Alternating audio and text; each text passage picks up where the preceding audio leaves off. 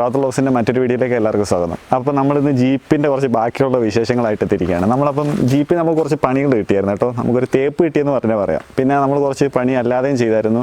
അപ്പോൾ നമ്മൾ സെറ്റ് കിട്ടിയതായിരുന്നു, അങ്ങനെ കുറച്ച് കാര്യങ്ങളൊക്കെ ചെയ്തായിരുന്നു. അപ്പോൾ നമുക്ക് അതിനെക്കുറിച്ചെല്ലാം ഡിസ്കസ് ചെയ്യാൻ വേണ്ടിയാണ് ഇന്നത്തെ വീഡിയോ ചെയ്യുന്നത്. അപ്പോൾ നമുക്ക് വീഡിയോയിലേക്ക് പോകാം.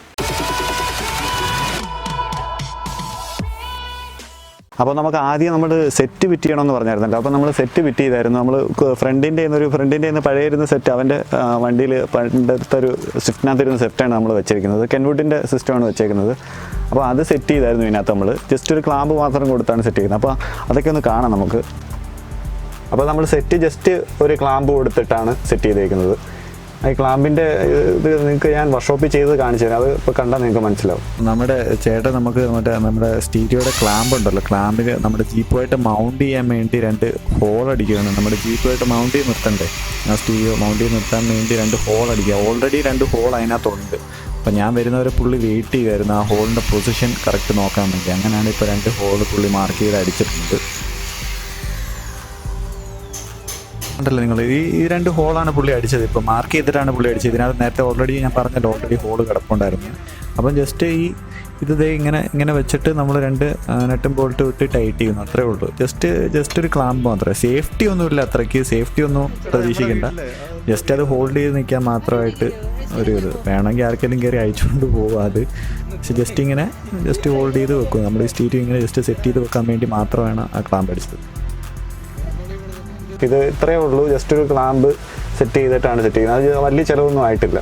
പിന്നെ വയറിങ് ചെയ്തത് മാത്രമേ ചിലവായിട്ടുള്ളൂ. വയറിങ് ചെയ്തു നമ്മൾ. ജസ്റ്റ് ഇതിന് വയറിങ്ങിന് മാത്രമേ ചിലവ് വന്നിട്ട്, വയറിങ് ഈ ക്ലാമ്പ് പഠിച്ചതിന് മാത്രമേ നമുക്ക് ചിലവ് വന്നിട്ടുണ്ട്. വയറിങ് നമ്മൾ ചെയ്തപ്പം നമ്മൾ വയർ ചെയ്തിട്ട് നമ്മൾ ഈ മെയിൽ ഫീമെയിൽ ക്ലിപ്പ് കൊടുത്തിട്ടാണ് സ്പീക്കേഴ്സ് ചെയ്തേക്കുന്നത്. എന്ന് പറഞ്ഞാൽ സ്പീക്കർ നമുക്ക് എപ്പോൾ അഴിക്കണമെന്ന് തോന്നിയാലും അഴിച്ച് മാറ്റാവുന്ന രീതിയിലാണ്. അപ്പം അങ്ങനെയാണ് നമ്മൾ സെറ്റ് ചെയ്തേക്കുന്നത്. വേണമെങ്കിൽ വേറെ വല്ല ബൂഫറോ അങ്ങനെ എന്തെങ്കിലുമൊക്കെ സെറ്റ് ചെയ്യണമെങ്കിൽ നമുക്ക് എളുപ്പമാണ്. സ്പീക്കർ സെറ്റ് ചെയ്തേക്കുന്നത്, സ്പീക്കർ ഒരു പഴയ സ്പീക്കേഴ്സാണ് സെറ്റ് ചെയ്തേക്കുന്നത്. കാണിച്ചു തരാം നിങ്ങൾക്ക്. ഇതുപോലത്തെ 2 പഴയ നമ്മുടെ ഒരു ഫ്രണ്ട്, ഇതും നമ്മുടെ പഴയതിരുന്നതാണ്, നമ്മുടെ ഒരു കൂട്ടാൻ്റെ ഇരുന്നതാണ്. ഇതുപോലത്തെ 2 എണ്ണമാണ് ഇത്. അത്യാവശ്യം നല്ല ക്വാളിറ്റി നമുക്ക് കിട്ടുന്നുണ്ട്. പിന്നെ ജീപ്പല്ലേ, നമുക്ക് ജസ്റ്റ് ഒരു ചെറിയൊരു ചില്ലിന് വേണ്ടി മാത്രമാണ് നമ്മൾ സെറ്റ് ചെയ്തേക്കുന്നത്. അല്ലാതെ വേറെ വലിയ കാര്യമായിട്ടൊന്നും അല്ല സെറ്റ് ചെയ്തേക്കുന്നത്. നമുക്ക് ചിലപ്പോൾ ഒന്ന് മ്യൂസിക് കേൾക്കണം തോന്നിയാൽ കേൾക്കണം, അത്രേ ഉള്ളൂ. പിന്നെ പറയാനുള്ളതെന്ന് പറഞ്ഞാൽ നമ്മൾ ടോപ്പ് ലൈറ്റ് സെറ്റ് ചെയ്തു. ഇത് ജസ്റ്റ് ഒരു 60 രൂപ വന്നിട്ടുള്ളൂ. ഇതിന് തന്നെ അത്യാവശ്യം നല്ല വെട്ടമാണ്. ഞാൻ കാണിച്ചു തരാം. ഇപ്പോൾ എത്രത്തോളം അറിയാൻ പറ്റുമെന്ന് അറിയത്തില്ല, കണ്ടില്ലേ? ഇതിന് തന്നെ നല്ല വെട്ടമുണ്ട്. ഇതിൻ്റെ കൂടിയതൊക്കെ ഉണ്ടായിരുന്നു, നമ്മൾ ഏറ്റവും കുറഞ്ഞാണ് മേടിച്ചത്. അങ്ങനെ ഇതിൻ്റെ ആവശ്യമുള്ളൂ. ഇതിന് തന്നെ അത്യാവശ്യം നല്ല വെട്ടമുണ്ട്. എന്താ പറയുക, അകത്തെ ഇതിന് വേണ്ടിയല്ലേ, അപ്പം ഇത്രയും വെട്ടം തന്നെ കൂടുതലാണ്. അപ്പോൾ നമ്മൾ ഈ ടോപ്പ് ലൈറ്റിൻ്റെ വയർ കൊടുക്കാൻ വേണ്ടി നമ്മളെ പുള്ളി കൊടുത്തത് എനിക്ക് ഇഷ്ടപ്പെട്ടില്ലായിരുന്നു. വയറിങ് കൊടുത്തത് എന്ന് പറഞ്ഞാൽ നമ്മൾ ഇതിലെ വഴി വന്നിട്ട് ഇങ്ങനെയായിരുന്നു പുള്ളി കൊടുത്തു വെച്ചിരുന്ന വയർ. അപ്പോൾ നമ്മൾ ഈ ടോപ്പ് ലൈറ്റിൻ്റെ വയർ കൊടുക്കാൻ വേണ്ടി ഇത് വയർ കൊണ്ടുവരണമല്ലോ, കണക്ഷൻ കൊണ്ടുവരണമല്ലോ. അപ്പോൾ നമ്മൾ ഇതുവഴിയേ കൊടുത്തത്, ഇതുവഴിയേ വന്ന് ഈ സൈഡിൽ കൂടെ എടുക്കുമായിരുന്നു പ്ലാൻ. ഈ സൈഡിൽ കൂടെ എടുത്ത്, പക്ഷേ പുള്ളി കൊടുത്തു വെച്ചെന്ന് പറഞ്ഞാൽ ആ വയർ ചെയ്ത എണ്ണം കൊടുത്തു വെച്ചെന്ന് പറഞ്ഞാൽ ജസ്റ്റ് ഇതുവഴി അങ്ങ് എടുത്ത് വിട്ട്. ഇതുവഴി അങ്ങ് എടുത്ത് വിട്ടപ്പോൾ വെളിയിലിരിക്കുമോ വയർ. അപ്പം ബാറ്ററിയുടെ ആയിട്ട് കണക്ഷൻ കൊടുക്കണമല്ലോ. അപ്പം ഇതുവഴി നിൽക്കുമോ. അപ്പം നമ്മളെന്താ പറഞ്ഞു കഴിഞ്ഞാൽ പുള്ളി അങ്ങനെ തന്നെ സെറ്റ് ചെയ്ത് വിട്ട്. അപ്പം പുള്ളി കൊടുത്തെന്ന് വെച്ചാൽ ഇങ്ങനെ തന്നെ ഡയറക്റ്റ് കൊടുത്ത് വെച്ചേക്കണം. അപ്പം നമുക്ക് അധികം ഇഷ്ടപ്പെട്ടില്ല. എന്ന് പറഞ്ഞാൽ പുറത്ത് എടുക്കുക വയർ ഭയങ്കര വൃത്തിയായിട്ട്. ഇതിൻ്റെ ഇടയിൽ കൂടെ ഒക്കെ വയർ നിങ്ങൾ തന്നെ ആലോചിച്ച് നോക്കുക എന്തൊരു ശോഭമായിരിക്കുമെന്ന്.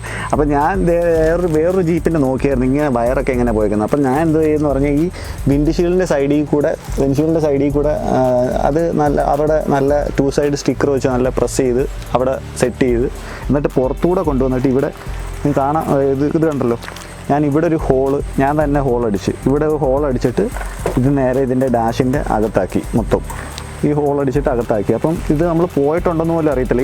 ഈ നമ്മുടെ ഈ പടുതയും കൂടെ ഇത് കിടക്കുന്നതുകൊണ്ട് ആ വയർ അങ്ങനെ പോയിട്ടുണ്ടെന്നും അറിയത്തില്ല. പിന്നെ ഇതിനകത്ത് വേറൊരു കാര്യം സെറ്റ് ചെയ്തെന്ന് പറഞ്ഞാൽ ഈ സ്പീഡ് ഓപ്പറേറ്ററിൻ്റെ മേളിൽ കാണുന്ന ഈ ട്രേ ഉണ്ടല്ലോ, ഇത് നമ്മൾ സെറ്റ് ചെയ്തു. ഇതെന്ന് പറഞ്ഞാൽ ജസ്റ്റ് ഫോണോ നമുക്ക് എന്തെങ്കിലും ക്യാഷോ അല്ല പേഴ്സോ വാലറ്റോ എന്തെങ്കിലുമൊക്കെ സൂക്ഷിക്കാൻ വേണ്ടി ഒരു നല്ല ഒരു ട്രേ ആണ് കൊടുത്തത്. അപ്പം അതിന് ഏകദേശം അത് മറ്റേതും കൂടെ എനിക്കൊരു 250 രൂപ ചിലവായുള്ളൂ. ഈ ട്രേയും അടിയിൽ കാണുന്ന ക്ലാമ്പും കൂടെ, ഈ സ്റ്റീരിയോയുടെ ക്ലാമ്പും കൂടെ സെറ്റ് ചെയ്യാൻ എനിക്ക് 250 രൂപ ആയുള്ളൂ. പിന്നെ അതിനകത്ത് ഞാൻ ചെയ്തെന്ന് പറഞ്ഞാൽ ഒരു ജസ്റ്റ് ഒരു ഷീറ്റ് ഫോണിലൊന്ന് സ്ക്രാച്ച് വീഴായി, പൊടിയൊക്കെ ഇരുന്ന് സ്ക്രാച്ച് വീഴാതിരിക്കാനും ഫോൺ അങ്ങോട്ടും ഇങ്ങോട്ടും കിടന്ന് തെന്നി പോകാതിരിക്കാനും വേണ്ടി ജസ്റ്റ് ഒരു ഷീറ്റും കൊടുത്തു. പിന്നെ ഞാനത് മാറ്റ് പ്രൈമർ അടിച്ചാണ് അവർ തന്നത്. ഞാൻ പിന്നെ മാറ്റ് എൻ്റെ ഈ സ്പ്രേ പെയിൻറ്റ് ഇരിപ്പുണ്ടായിരുന്നു, അതെടുത്ത് അടിച്ചു. അപ്പം അവിടെ ക്ലിയർ ആയി. അപ്പോൾ അത് അത്ര സെറ്റ് ചെയ്യാൻ പറഞ്ഞാൽ എനിക്ക് ടോപ്പിൽ ബോക്സോ കാര്യങ്ങളോ ഒന്നും ഇല്ലാത്തതുകൊണ്ട് ഫോൺ വെക്കാനും അതൊക്കെ ബുദ്ധിമുട്ടായിരുന്നു. എന്തെങ്കിലുമൊക്കെ വെക്കാൻ എന്തെങ്കിലും സാധനങ്ങൾ കീപ്പ് ചെയ്യാൻ വലിയ ബുദ്ധിമുട്ടായിരുന്നു. അപ്പോൾ അങ്ങനെയാണ് അത് സെറ്റ് ചെയ്തത്. ഇത്രയൊക്കെയാണ് നമ്മൾ നമ്മുടെ ആവശ്യത്തിന് വേണ്ടി സെറ്റ് ചെയ്ത കാര്യങ്ങൾ, നമ്മൾ സെറ്റ് ചെയ്യണമെന്ന് വിചാരിച്ചിരുന്ന കാര്യങ്ങൾ. ഞാൻ വീഡിയോ എടുക്കാൻ തന്നെ ലാഗ് വരാൻ കുറച്ച് കാരണങ്ങളുണ്ട്, അതിനെപ്പറ്റിയാണ് ഞാൻ പറയാൻ വന്നത്. ഇതിന് നമുക്ക് കുറച്ച് ഇലക്ട്രിക്കൽ പരമായിട്ട് കുറച്ച് പണി കിട്ടി വണ്ടിക്ക്. അപ്പോൾ വണ്ടി കുറച്ച് ദിവസത്തേക്ക് എടുക്കാനൊന്നും പറ്റിയില്ല, ആകെ ഓടി കിടക്കുമായിരുന്നു. എന്ന് പറഞ്ഞാൽ ബാറ്ററി ചാർജ് ചെയ്തിട്ട് സ്റ്റാർട്ട് ആവുന്നില്ല, അങ്ങനെ കുറച്ച് ഇഷ്യൂ ഉണ്ടായിരുന്നു. അപ്പോൾ ഞാൻ എന്തൊക്കെയാണെന്ന് പറഞ്ഞുതരാം. അതിന് മുമ്പ് നമുക്കൊന്ന് ബോണറ്റ് ഒന്ന് ഓപ്പൺ ചെയ്യാം, എന്നാലേ ഡീറ്റെയിൽ ആയിട്ട് പറയാൻ പറ്റത്തുള്ളൂ.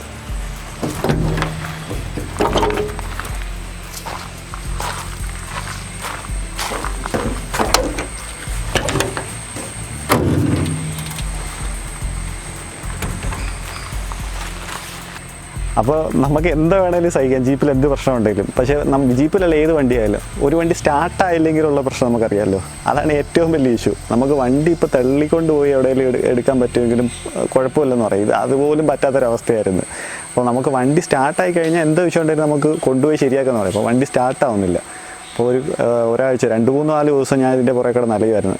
അന്ന് പിന്നെ ഇവിടെ നമ്മുടെ ഏരിയയിലൊക്കെ കണ്ടെയ്ൻമെൻറ് സോണുമായി വർക്ക്ഷോപ്പൊന്നുമില്ല. അപ്പോൾ ആകെ കുറച്ച് പെട്ടുപോയി, വണ്ടി എടുക്കാനൊക്കെ കുറേ ബുദ്ധിമുട്ടായിരുന്നു. അപ്പോൾ എന്തൊക്കെയാണെന്ന് ഞാൻ പറഞ്ഞു തരാം. അത് നിങ്ങൾ കണ്ടു കാണുമല്ലോ, അതേ പുതിയ കുറേ സാധനങ്ങളൊക്കെ നമ്മൾ മേടിച്ച് വെച്ചിട്ടുണ്ട്. ഇതും പിന്നെ ഇത് കണ്ട് എത്രത്തോളം കാണാൻ പറ്റുമെന്ന് എനിക്ക് മനസ്സിലാവുന്നില്ല.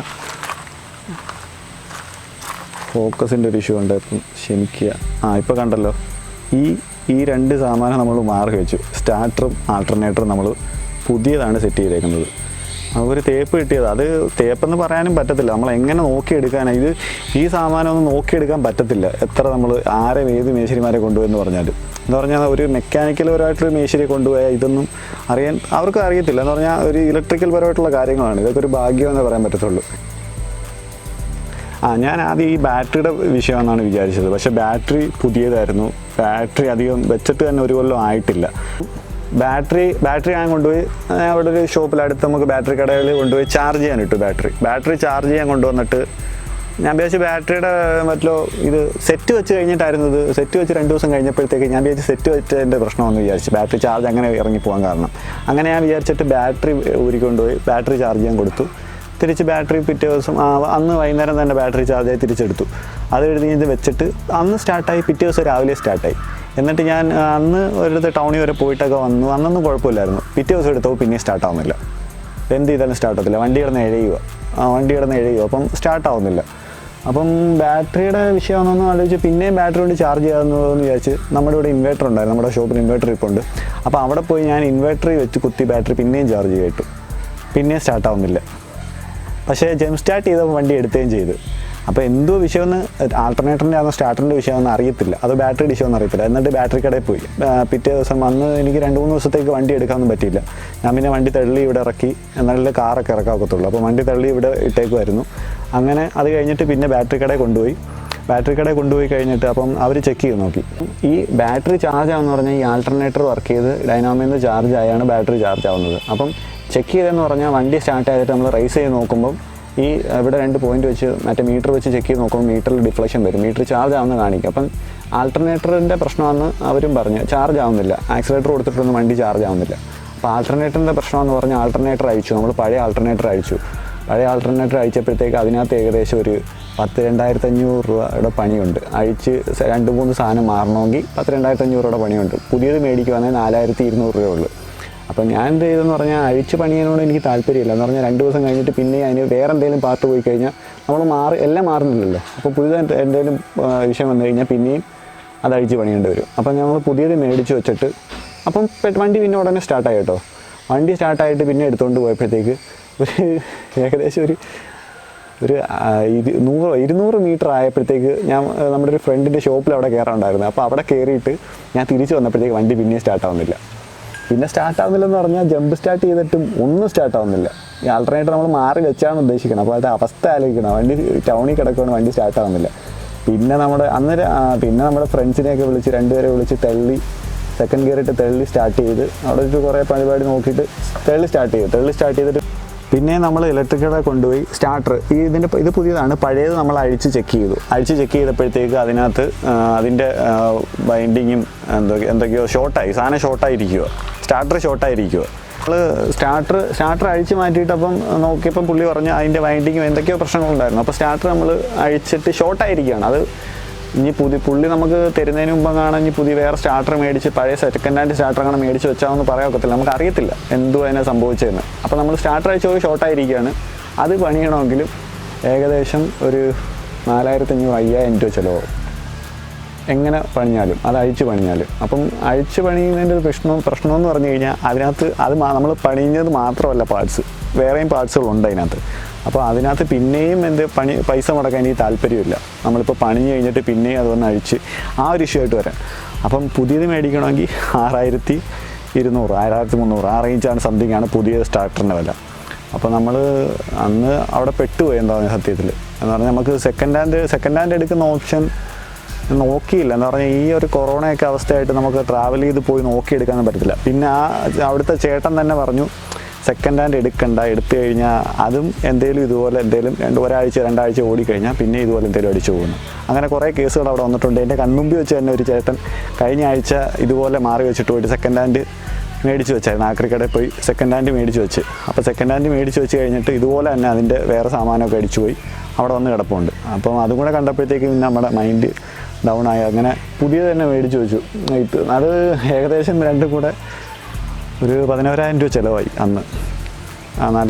നല്ലൊരു പണിയായിരുന്നത്. എന്താ പറഞ്ഞാൽ നമ്മൾ തീരെ പ്രതീക്ഷിക്കാത്തൊരു പണിയായിരുന്നു.